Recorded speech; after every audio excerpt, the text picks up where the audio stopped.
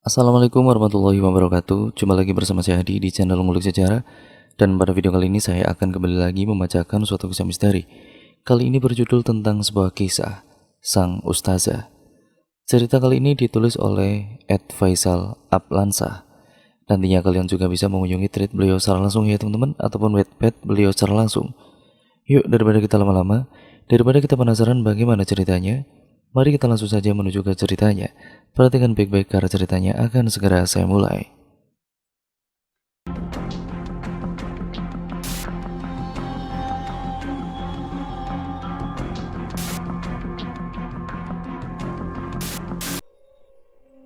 Seorang anak perempuan berusia 6 tahun tengah mengaji di sebuah ruang keluarga, didampingi oleh ayah, ibu, dan kakak laki-lakinya. Dengan sedikit kaku ia berusaha membaca ayat suci Al-Quran tersebut dengan hafalan yang ia dapat dari sekolah. Ibunya, yang dengan begitu sabar mengajari, begitu bahagia mendengar anaknya begitu antusias belajar membaca Al-Quran. Subhanallah, Maya, Pah, Maya sudah bisa mengaji sekarang. Sang ayah yang tengah mengawasi anak laki-laki sulungnya mengaji Al-Quran menoleh dan tersenyum ke arah istri dan juga anak bungsunya itu. Sang kakak laki-laki tengah sibuk membaca sebuah surah dan menanyakan arti surah itu pada ayahnya. Ayah, ini artinya apa? Sang ayah tersenyum dan mengambil Al-Quran milik anaknya itu, lalu membacakan artinya yang tertulis di kolom terjemahan yang tertera di sana. Bismillahirrahmanirrahim. Dengan menyebut nama Allah yang Maha Pengasih dan Maha Penyayang, sang ayah mengambil napas dalam-dalam. Dan di antara kami, ada yang Islami dan ada yang menyimpang dari kebenaran. Siapa yang Islam maka mereka itu telah memilih jalan yang lurus, dan adapun yang menyimpang dari kebenaran, maka mereka menjadi bahan bakar bagi neraka jahanam. Dan sekiranya mereka tetap berjalan lurus di atas jalan itu, niscaya kami akan mencurahkan pada mereka air yang cukup. Dengan itu kami hendak menguji mereka. Dan barang siapa berpaling dari peringatan Tuhannya, niscaya akan dimasukkannya ke dalam azab yang sangat berat. Quran Surat Al-Jin ayat 14-17.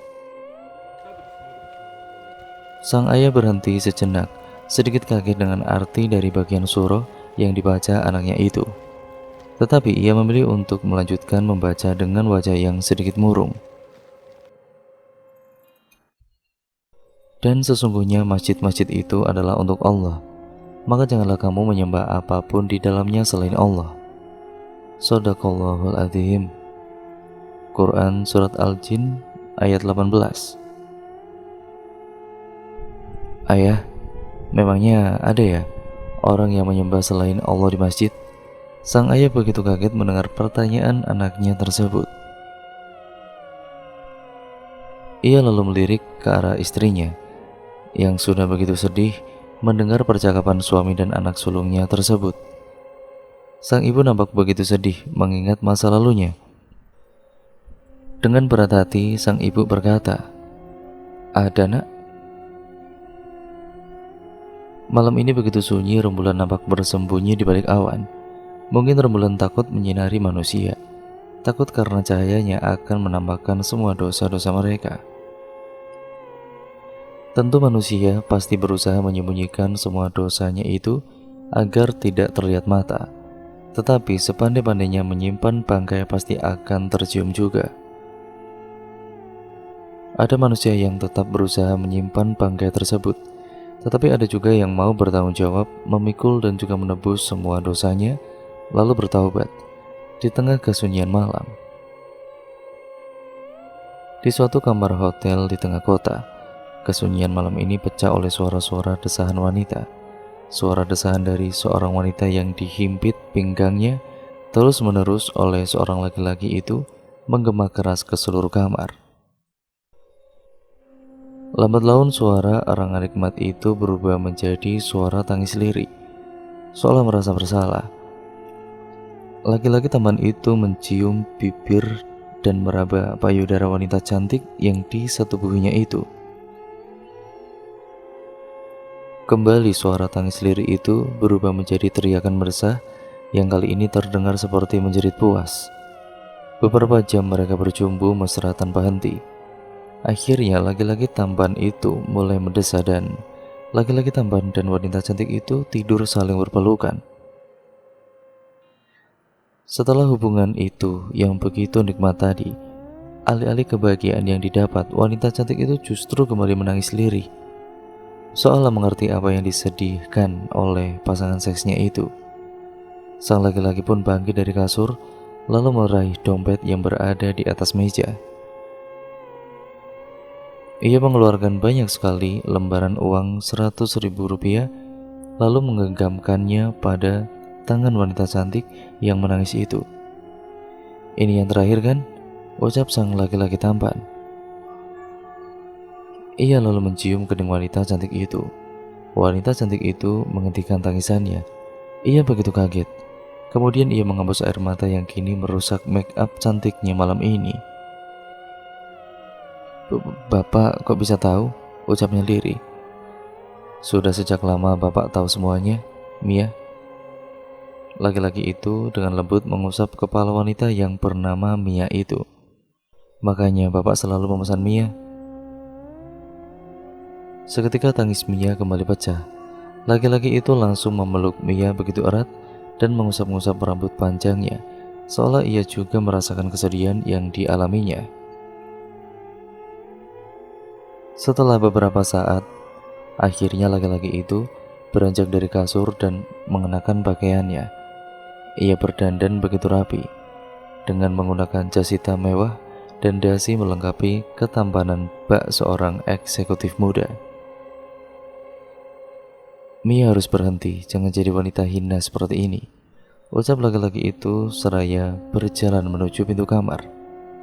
Iya Pak," jawab Mia sembari mengenakan pakaian dalamnya. Laki-laki tampan itu lantas melirik badan Mia yang begitu indah, berbalut dengan pakaian dalam berwarna merah menyala. Ia lalu memutuskan mendekati Mia, naik kembali ke atas kasur dan mencium bibir serta lehernya. "Ah, Pak," desa Mia sambil menggeliat menikmati ciuman itu. Setelah beberapa kecupan pada tubuh Mia, laki-laki itu pun kemudian menatap matanya. "Aku pasti bakalan kangen sama Mia." Laki-laki itu kemudian mencium kening Mia begitu mesranya dan pergi meninggalkan kamar hotel. Mia menatap kosong ke arah perginya laki-laki tampan itu. Seorang eksekutif muda, pengusaha muda, sekaligus bosnya di tempat kerja. Tentu bosnya itu sudah mengetahui Mia tidak lagi akan bekerja di tempatnya. Mia akan pergi untuk menebus semua dosa-dosanya ini. Benar kata Pak Indra, aku tidak boleh lagi jadi wanita hina seperti ini. Setelah berberes kamar dan check out, tengah malam itu juga Mia pergi meninggalkan hotel, meninggalkan dunia malamnya yang penuh dengan dosa itu, dunia pelacuran yang selama ini menghidupinya, serta membantunya membayar hutang-hutang orang tuanya untuk selama-lamanya. Mia melirik ke arah bangunan megah hotel bintang 5 tersebut. Kemudian matanya terpejam. Ia mengingat betul siapa saja laki-laki yang pernah ia layani. Laki-laki pemabuk, laki-laki hidung belang, bapak-bapak gendut penuh bulu, seorang mahasiswa, sekelompok mahasiswa, bahkan seorang anak kaya yang masih SMA pun pernah Mia layani di hotel ini. Air mata langsung turun deras membasahi pipinya lagi ketika mengingat semua kejadian yang benar-benar hina itu. Entah sudah berapa kali ia menangis seharian ini. Kemudian ia terbayang wajah Pak Indra yang tampan, orang yang akhir-akhir ini selalu menyewanya. Dan di pelacurannya yang terakhir pun, Pak Indra lah yang menyewanya. Sepertinya Pak Indra tidak memberikan kenangan buruk pada Mia, tetapi hati Mia tetap bersedih. Tidak seharusnya ia bersinar seperti ini. Tidak seharusnya ia menjadi wanita yang benar-benar hina. Kalau tidak karena hutang mendiang ayahnya yang melilit, bahkan membuat ibunya ikut menyusul mati, Mia tidak akan mungkin melakukan hal semacam ini. Mia lalu melirik segepok lembaran uang 100 ribuan yang diberikan oleh Pak Indra tadi. Dalam hati ia begitu sangat bersyukur hari ini hutang ayahnya akan segera lunas. Setelah semua malam yang ia lalui melacur, mengemis uang kepada kepuasan laki-laki, kini ia bisa terbebas dan menjalani kehidupannya yang baru. Mia lalu berjalan pergi meninggalkan hotel itu, membuang semua kenangan buruknya dalam dunia perzinahan ini, dan bersiap memulai kehidupan yang baru. Di parkiran hotel, sebuah mobil jas putih berhenti perlahan di hadapan Mia. Seorang wanita berdandan menor dengan rambut pendek cat emas yang tengah merokok, membuka kaca mobilnya dan tersenyum kecut ke arah Mia. Wanita itu adalah jemputan Mia. Sepertinya ia kesal karena Mia begitu lama tidak segera keluar dari hotel itu. Main berapa ronde lu? Lama banget. Pak Indra kuat banget ya, ucapnya menyindir. Ya maaf nak. Mia meminta maaf pada wanita itu sambil tertunduk. Ya udah yuk, keburu tenggang waktu pembayaran hutang bapak lo. Cepat masuk. Mia lalu memutar dan juga masuk ke sisi penumpang mobil. Di sebelah temannya itu, teman Mia itu lalu segera mengemudikan mobilnya, meninggalkan parkiran hotel menuju jalan raya kota. Mirna, maaf dong, jangan bete gitu, ucap Mia memelas. Ya gila aja dari sore sampai mau tengah malam loh. Lo berdua indah apa meeting tahunan perusahaan sih?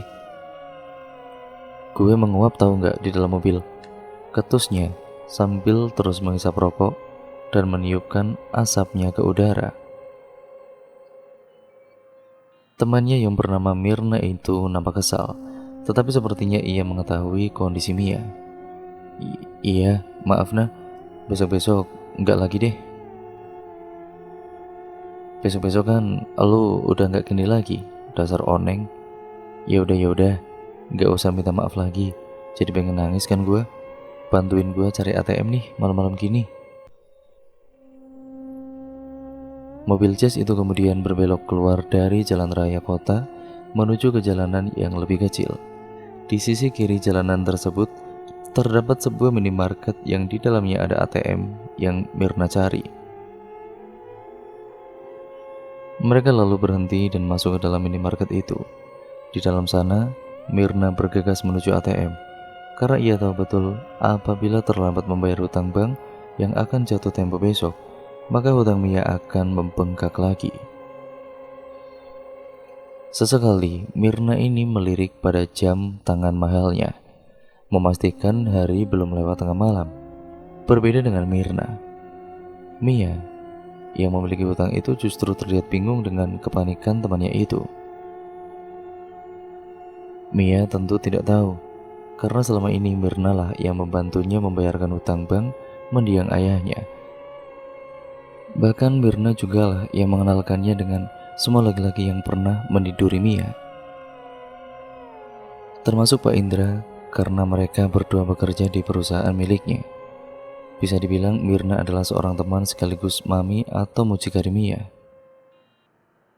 Beliin kopi juga dong Mia, sama snack apa gitu kek, omel Mirna sambil terus sibuk memencet tombol ATM. Mia lalu mengiyakan permintaan temannya itu dan segera berbelanja. Ia berbelanja banyak sekali camilan dan minuman ringan, lalu membayarnya ke kasir. Sementara Mirna akhirnya menjerit kegirangan setelah transfer uangnya berhasil. Mirna lagi-lagi melirik jam tangannya. Ia mendengus lega, hari belum lewat tengah malam. Setelah menyelesaikan urusan masing-masing, mereka kembali masuk ke dalam mobil. Mirna lalu menunjukkan slip bukti transfernya tadi. Mia lalu mengeluarkan segepok uang pemberian Pak Indra pada Mirna. Mia lalu memeluk erat teman baiknya itu. Aku gak tahu lagi harus bilang apa nak ke kamu. Terima kasih banyak ya nak, ucapnya sambil terisak. Mirna nampak menggeliat berusaha melepaskan diri dari pelukan Mia. Iya, udah, jangan lebih ah. Kan kita udah temenan lama juga. Antar gue ikutan nangis loh. Udah, bersyukur. Alhamdulillah gitu loh. Utang bokap lu itu lunas setelah bertahun-tahun. Gue juga ikut seneng kok. Mia tersenyum senang mendengar omelan temannya itu. Omelan yang selalu menemaninya setiap hari, baik di kala senang maupun sedih. Mirna lalu melirik kantung belanja yang dibawa oleh Mia. Kok lu beli makanan banyak banget? Kan perjalanan kita jauh nak. Seketika Mirna kembali mendengus kesal. Ia lupa bahwa ia sudah berjanji akan mengantarkan temannya ini pergi. Pergi jauh memulai kehidupan baru dan menebus semua dosa-dosanya. Assalamualaikum, Ustazah Imah. Selamat malam. Maaf mengganggu. Ini dengan Mia. Waalaikumsalam nak Mia. Jadi kemari kah? Insya Allah Ustazah, ini sedang di perjalanan. Subhanallah nak Mia. Ustazah terharu. Semoga Allah dan juga Ustazah Nyiwati melancarkan perjalananmu kemari ya nak. Amin Ustazah, amin. Ustazah bisa dikirimkan lokasi pondok dari chat ini kah? Share location. Hati-hati nak Mia. Nanti Ustazah kirimkan Ustazah Sinta untuk menjemput nak Mia. Nak Mia kemarin naik apa? Naik mobil bersama teman Ustazah. Laki-laki atau perempuan nak? Perempuan Ustazah. Tidak usah khawatir. Oh, baik kalau begitu. Ustazah akan siapkan kamar tambahan. Terima kasih Ustazah Imah. Sekali lagi Ustazah doakan semoga Allah dan juga Ustazah Nyiwati meridhoi perjalananmu kemari ya nak. Amin Ustazah, terima kasih. Assalamualaikum. Waalaikumsalam. Ya, oi Mia. Mia nampak bingung. Karena terlalu sibuk menatap handphonenya, ia sampai tidak menyadari kalau Mirna memanggilnya berkali-kali. Gimana nak? Elu HP mulu. Chat sama Pak Indra ya? Enggak kok. Belok kanan. Mirna seketika membanting setirnya dengan cepat. Mobil mereka lah, lalu kemudian menikung tajam ke arah kanan, hampir saja menabrak sepeda motor yang tengah melaju kencang dari sisi kanan. Namun, Mirna menginjak gasnya kencang-kencang sehingga tabrakan terhindarkan. Mobil mereka lalu melesat maju ke jalanan perkampungan, meninggalkan jalan raya besar itu. Wah gila lu ya, bentak Mirna kesal. Ya maaf nak, maaf. Barusan dapat share location dari Ustazah Imah. Arahnya ke sini. Mirna nampak kesal sambil berusaha mengendalikan mobilnya yang hampir menabrak tadi. Lalu ia kemudian menoleh ke sekitar, berusaha melihat di mana mereka berada saat ini sambil menguap ngantuk. Di mana nih kita nih? Udah 3 jam nyetir kok malah suruh belok ke jalan kampung kayak gini sih. Menurut share location dari Ustazah Ima ya gitu sih. Belok sini nak. Ustazah loh, salah kali sinyalnya jelek.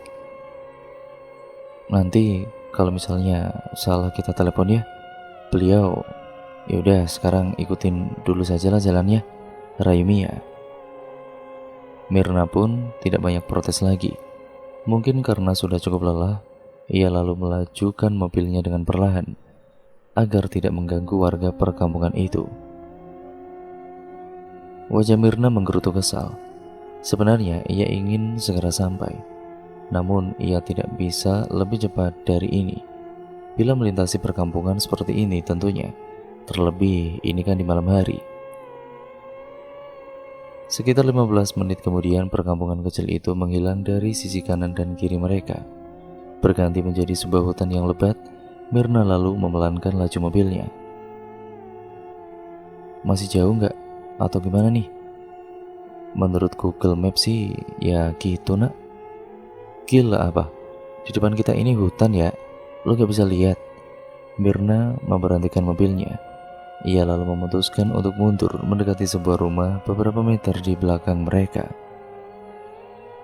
Itu adalah rumah terakhir yang paling ujung dari desa itu, sebelum hutan belantara tentunya. Mirna melakukan hal itu karena ia sempat melihat ada beberapa pemuda yang nongkrong di teras rumah itu. Sepertinya mereka adalah siskambling desa yang tengah berjaga. Mirna hendak bertanya lokasi pondok pesantren yang hendak Mia tuju itu. Setelah memarkirkan kendaraannya tepat di depan rumah itu, Mia dan juga Mirna lalu keluar dari mobil untuk menghampiri mereka. Selamat malam mas, ucap Mia santun. Malam neng. Seorang pemuda tampak tergopoh bangkit dan menyapa mereka.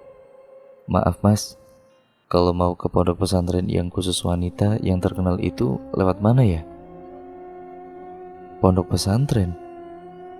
Pondok pesantren yang mana ya mbak? Pemuda itu tampak bingung.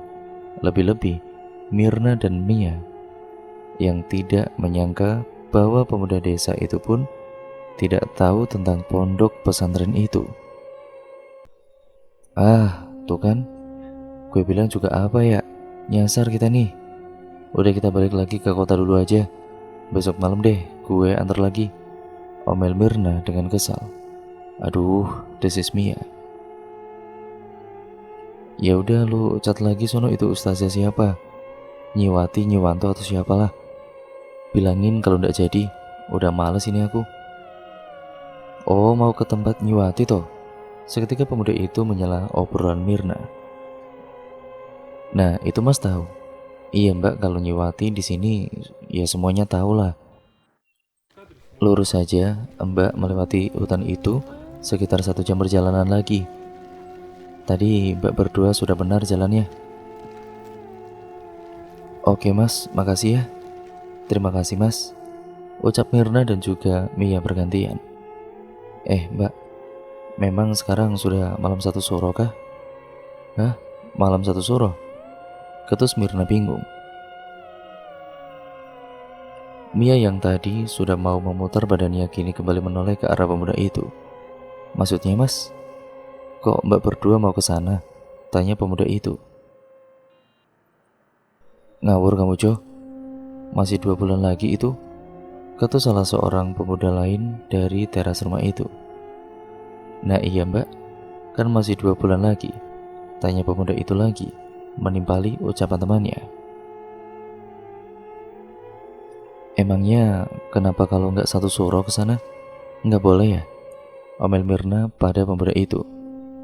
Bukan begitu mbak, maksudnya biasanya banyak perempuan dari kota yang ke sana itu setiap malam 1 suro. Kata-kata itu membuat bulu kuduk Mirna dan juga Mia sontak saja berdiri. Mirna melotot ke arah Mia dengan mimik wajah takut. Jadi lurus saja kan? Oke deh, terima kasih banyak ya mas, ucap Mia buru-buru memotong pembicaraan. Mia langsung menarik tangan Mirna untuk segera pergi. Mereka berdua lalu kembali ke dalam mobil, dan bisa ditebak, Mirna mengungkapkan seluruh ketakutannya setelah mendengar ucapan pemuda tadi. Lu mau ke pesantren apa pesugihan sih? Aku nggak tahu nak, sumpah asli aku nggak tahu. Lalu dapat info beginian dari mana sih? Dari temen nak, itu si Nabila. Oh, Nabila yang si ayam kampus itu. Iya nak, dia juga udah di sana. Katanya nyaman tempatnya, khusus perempuan. Mia lalu fokus pada handphonenya, mencari chatnya dengan Nabila, teman pelacuran yang pernah ia kenal dulu. Mia lalu menunjukkan pada Mirna seluruh obrolan di chat itu, beserta foto-foto kondisi lingkungan pondok pesantren yang terlihat begitu bagus, terawat dan nyaman. Menurut Mia, Nabila sudah berada di sana sejak 3 bulan yang lalu untuk bertobat mendekatkan diri pada Allah SWT. Mia pun juga menginginkan hal yang sama, keluar dari dunia pelacurannya dan kembali ke jalan yang benar. Dengan niat seperti itu, makanya Mia tertarik sekali ketika Nabila menghubunginya. Mirna yang mengetahui bahwa Nabila yang sudah beberapa bulan ini tidak aktif melayani klien-kliennya, Justru baru mengetahui kalau Nabila masuk pondok pesantren dan temannya ini sepertinya akan melakukan hal yang sama. Please nak, mumpung udah sejauh ini loh, setidaknya aku pengen lihat seperti apa pesantrennya. Iya, please jangan marah. Ustazah Ima udah nyiapin kamar buat kamu menginap kok nah. Dih, ogah gua mah.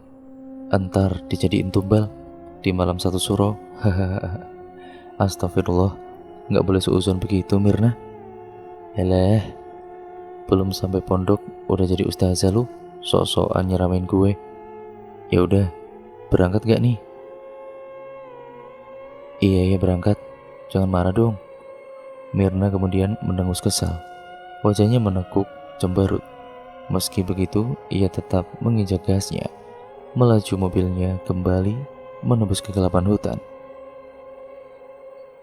Mia dan juga Mirna menghabiskan perjalanan mereka dengan mengobrol, berusaha mengusir rasa bosan yang melanda selama perjalanan. Sejauh mata memandang, hanya pepohonan gelap yang nampak benar-benar hutan yang sangat lebat. Mirna sesekali mengecek indikator bensin mobilnya. Ia takut sekali kehabisan bensin di tengah hutan seperti ini. Beruntungnya tadi mereka sempat mengisi tangki bensin itu pun hingga full setelah di minimarket kota itu.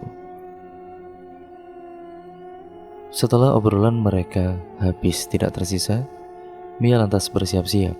Ia mengeluarkan kerudung dari tas kopernya yang sudah dimasukkan ke dalam mobil Mirna sedari pagi. Mia berganti baju, menutupi semua auratnya. Setelah itu, ia mengeluarkan kaca dan mulai berdandan mengenakan kerudung. Ketika kerudung berwarna biru itu sudah membalut kepalanya, tangis Mia pecah. Sudah berapa lama sejak ia menggunakan kerudung? Terakhir kali ia menggunakan kerudung adalah setelah kelulusan SMA.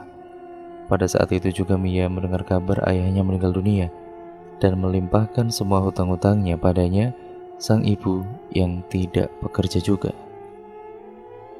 Sang ibu alih-alih berjuang untuk melunasi hutang-hutangnya, ia justru menyusul meninggal dunia beberapa bulan setelah kematian suaminya. Dalam kondisi tidak ada lagi saudara yang mau menanggung Mia dengan hutang-hutang itu, ia lalu memutuskan untuk menjual dirinya saja. Setelah beberapa bulan menjual diri dengan penghasilan yang tidak menentu, Mia akhirnya berusaha mencari kerja dan mendapatkan pekerjaan sebagai office girl di sebuah perusahaan.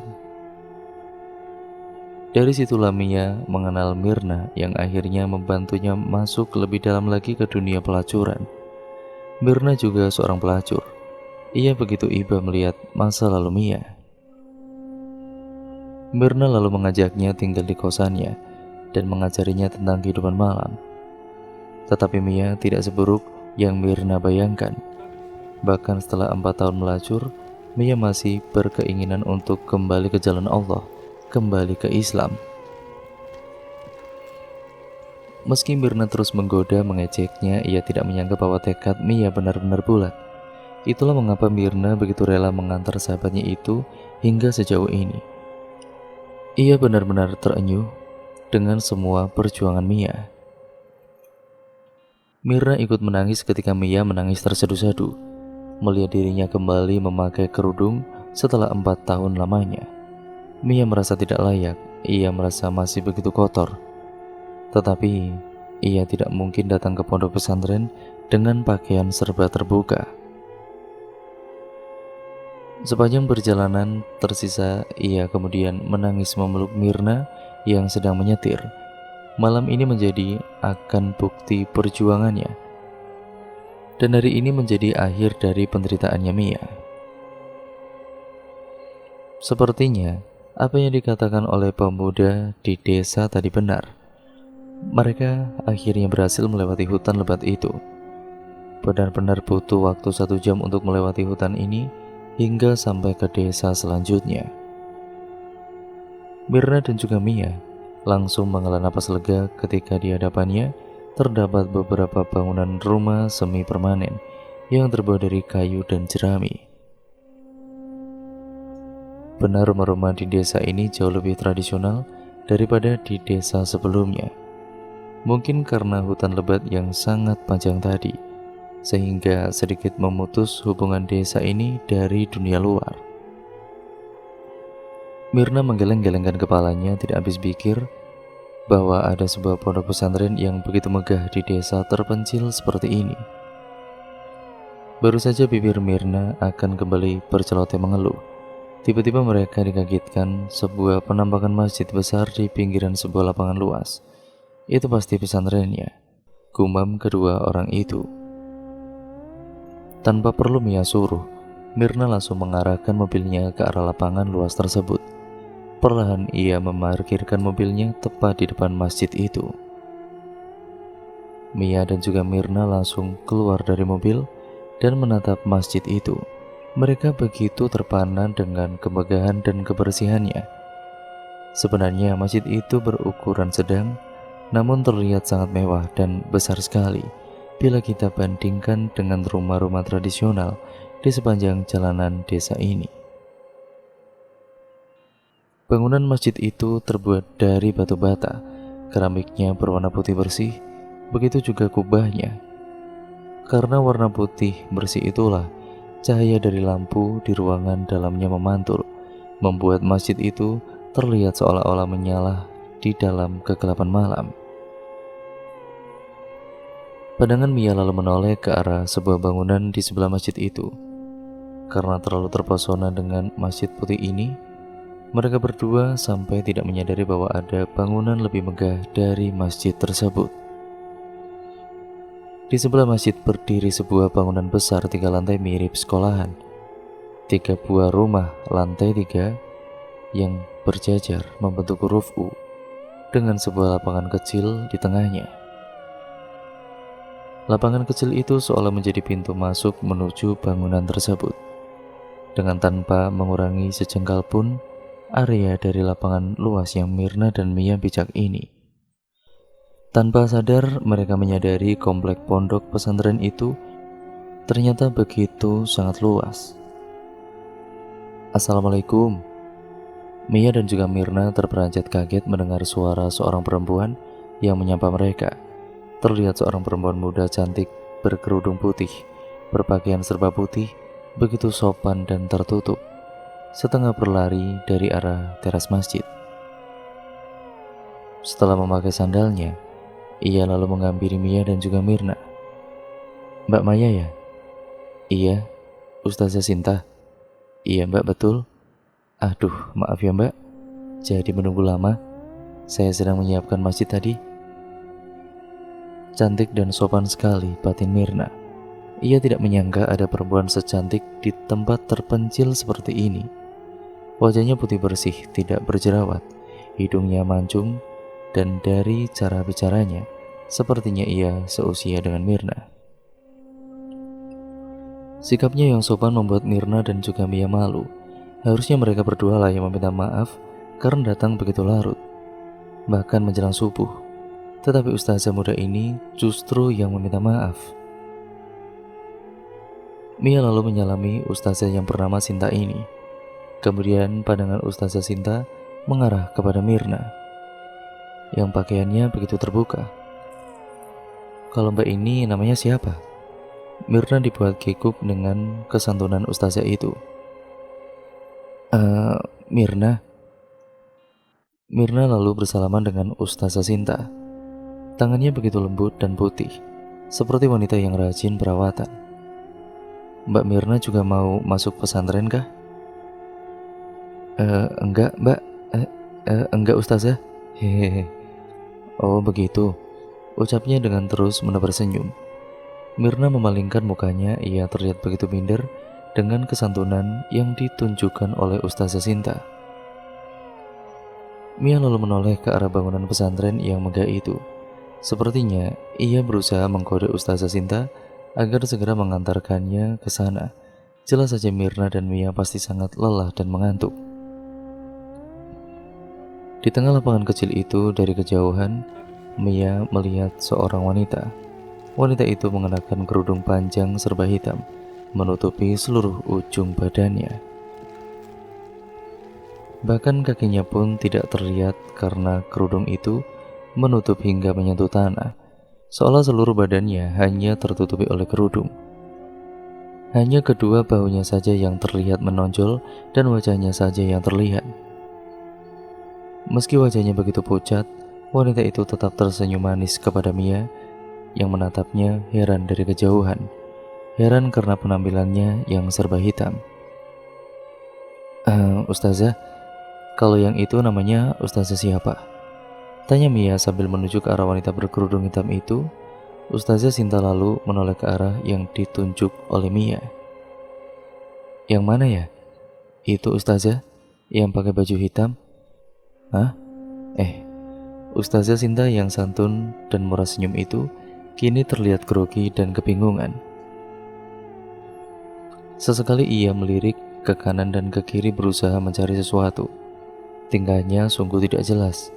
Mirna nampak bingung melihat tingkah Ustazah Sinta itu. Tetapi Mia sepertinya tidak menggubris. Ia sibuk menatap wanita berkerudung hitam yang terus menatapnya balik dengan senyum itu.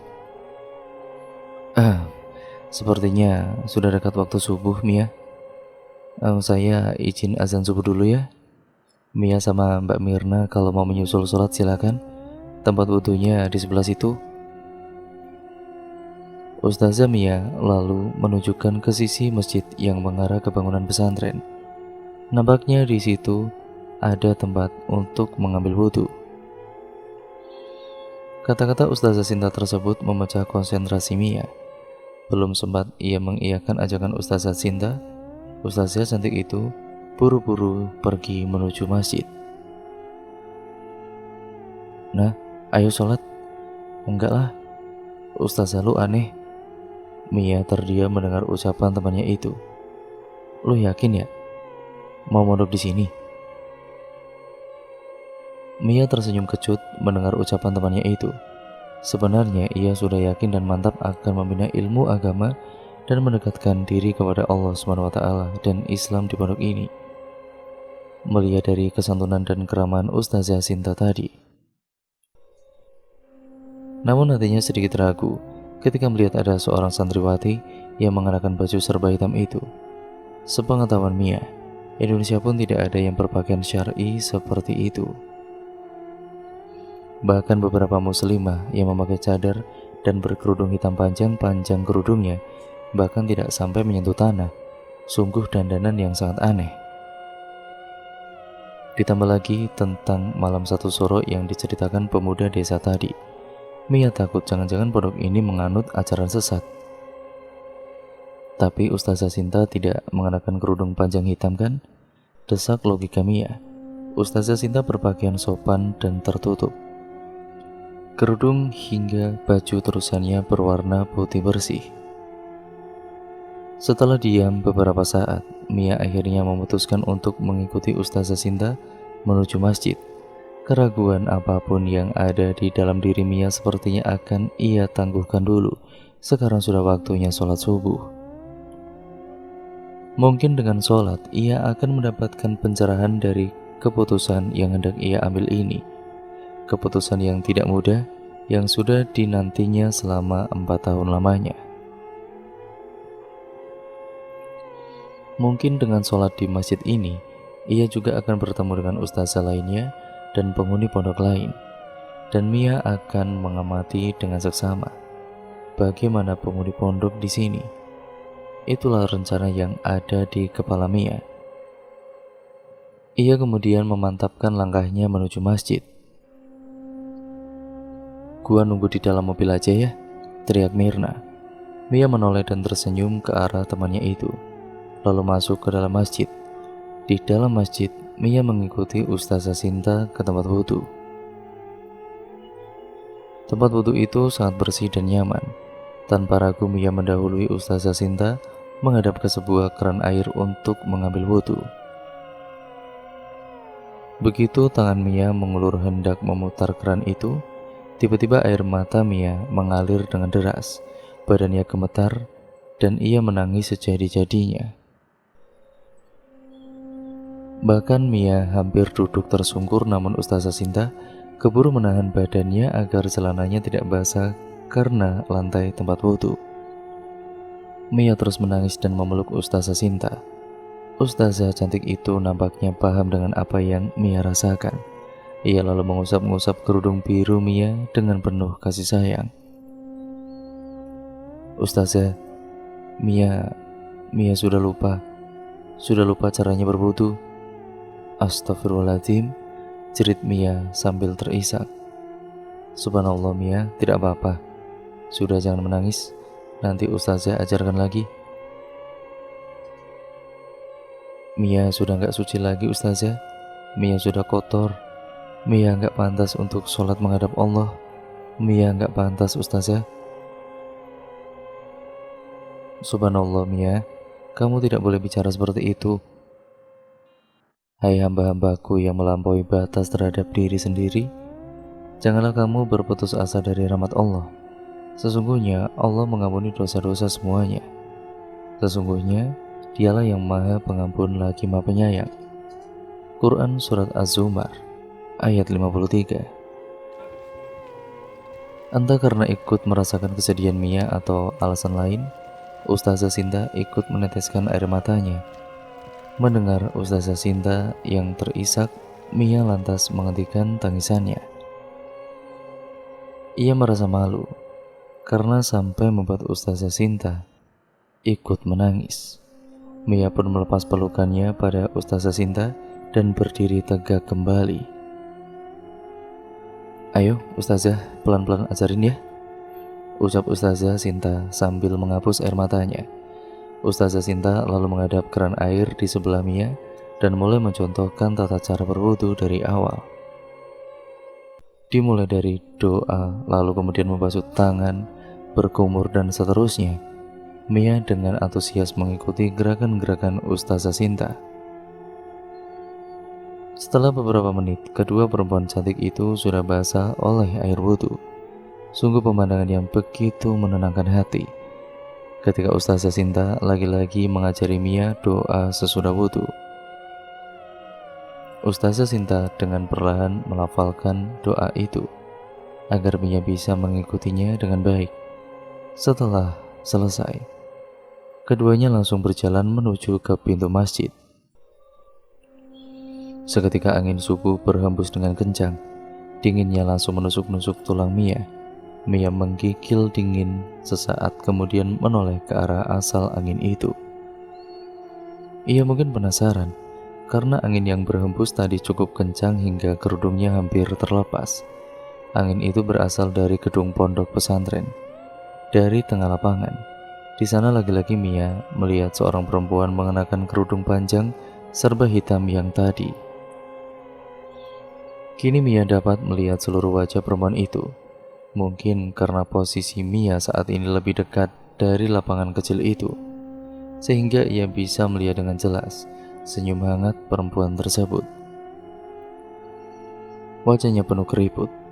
Sepertinya ia sudah sangat tua, namun badannya gemuk seperti layaknya ibu-ibu. Badannya terlihat tidak terlalu tinggi, namun kakinya tetap tidak terlihat karena tertutup kerudung itu. Karena senyum perempuan tua itu begitu ramah, kekhawatiran Mia sedikit berkurang. Orang-orang di sini ramah ya, gumamnya dalam hati. Mia lalu berusaha mengangguk kecil menyapa Ustazah atau santriwati itu. Perempuan tua itu membalas dengan melebarkan senyumannya. Kemudian pandangan Mia terhalang oleh sekerumunan orang berkerudung putih yang tiba-tiba saja melintas di hadapan perempuan tua itu. Rombongan santriwati yang sudah siap untuk melaksanakan sholat subuh berjalan melintas, mengalihkan pandangan Mia. Mia menatap puluhan santriwati itu. Semuanya wanita dengan mengenakan mukena putih bersih seperti milik Ustazah Sinta. Di depan rombongan itu ada seorang ustazah tua yang langsung melihat ke arah Mia, yaitu adalah Ustazah Imah. Ustazah Imah langsung berlari kecil mendahului rombongan itu. Ia langsung menghampiri Mia dan memeluknya. Assalamualaikum, Masya Allah, nak Mia sudah sampai, Alhamdulillah. Ustadz Ima berpawakan pendek, badannya yang gemuk, membuatnya seperti ibu-ibu desa pada umumnya. Tetapi wajahnya terlihat masih segar dan langsat, meski tidak seputih Ustazah Sinta. Senyumnya yang begitu ramah membuat Mia begitu nyaman. Waalaikumsalam Ustazah. Alhamdulillah, akhirnya sampai. Tawa Mia sedikit grogi, karena kali ini seluruh rombongan santriwati yang berada di belakang Ustazah Ima menatapnya. Santriwati-santriwati itu tentu kaget dengan kehadiran orang asing yang pakaiannya tidak sama dengan mereka. Mia mengenakan kerudung putih dan belum memakai mukena. Ditambah lagi ustazah mereka langsung memeluknya seolah sudah kenal. Meski tatapan mereka masih setengah heran dan kaget, mereka tetap tersenyum dan menyapa Mia ramah. Mia membalas sapaan itu satu persatu, sampai semua rombongan itu masuk ke dalam tempat wudhu. Melihat antrian yang panjang itu menghalangi pembicaraan mereka berdua, Ustazah Ima lalu mengajak Mia sedikit maju ke mulut pintu masjid.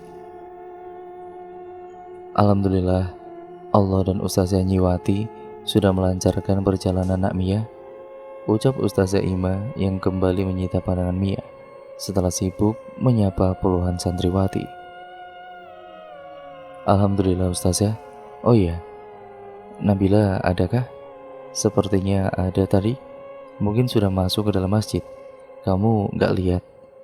Aduh, tidak Ustazah. Semuanya pakai mukena putih. Ustazah Ima lalu menempelkan tangannya ke dahi. Oh iya, mukena putih. Nanti nak Mia pakai mukena putih juga ya. Kita sholat bersama-sama. Iya Ustazah. Tadi Ustazah Sinta sudah menyiapkan mukenanya. Alhamdulillah. Tidak usah kaget ya nak. Di sini memang seperti ini tata tertibnya. Insya Allah nak Mia akan berubah di sini. Nak Nabila juga seperti itu. Nak Mia pasti kaget melihat nak Nabila yang sekarang jauh berubah. Kalau mukena hitam? Hah? Mukena hitam? Saya tadi lihat ada ustazah yang memakai mukena hitam. Di mana? Tiba-tiba Ustazah Ima ini berteriak panik. Hal itu sontak membuat Mia kaget setengah mati. Dan cerita pun akhirnya bersambung ke part yang selanjutnya ya teman-teman. Nah, kalian pasti penasaran kan bagaimana kelanjutan cerita ini? Jangan lupa untuk kalian like, komen, dan share ya teman-teman sebanyak-banyaknya. Karena itu membantu channel ini menjadi channel yang jauh lebih baik lagi. Jangan lupa untuk kalian klik tombol subscribe untuk kalian yang baru mampir. Nyalakan tombol lonceng notifikasinya agar kalian tidak ketinggalan video terbaru selanjutnya dari channel ini. Sekian, terima kasih ya teman-teman. Sampai berjumpa di video selanjutnya dari channel ini. Pokoknya apabila banyak salah kata saya mohon maaf yang sebesar-besarnya. Apabila artikulasi saya juga kurang jelas saya mohon maaf yang sebesar-besarnya juga ya teman-teman. Sampai bertemu di video dan juga kelanjutan cerita kali ini. Wassalamualaikum warahmatullahi wabarakatuh.